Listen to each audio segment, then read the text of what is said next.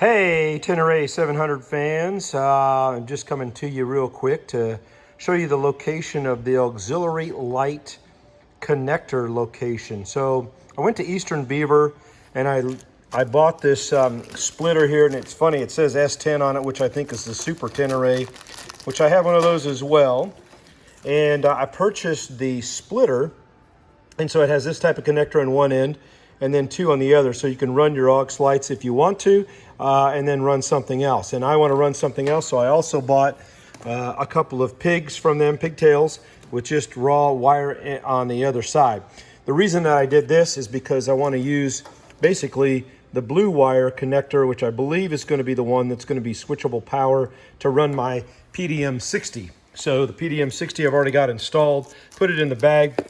I've connected it directly to the battery as well, and I may redo that and connect everything to the pigtail instead, because I really don't like things with any type of parasitic drag off of the battery directly.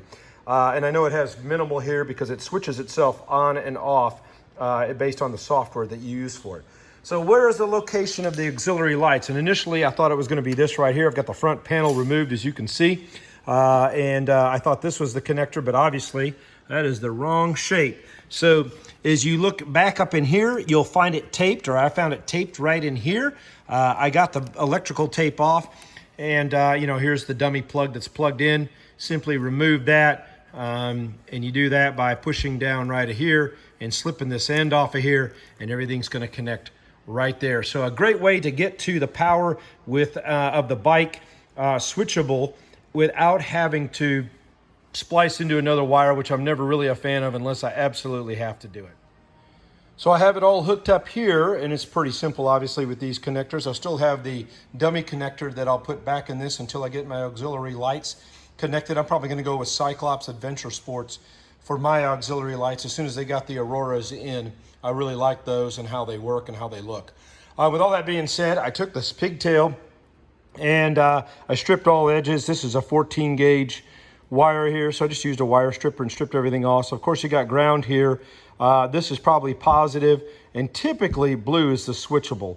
So just to test that, I took the gray, and I'm using gray positive off the PDM60, and I touched these two wires together, the gray and the blue, after I turned the bike on, which I have set up with about a 7-second delay. And sure enough, the PDM60 lit right up. I am set and ready to go, because I want that to be switchable delayed after the bike starts up.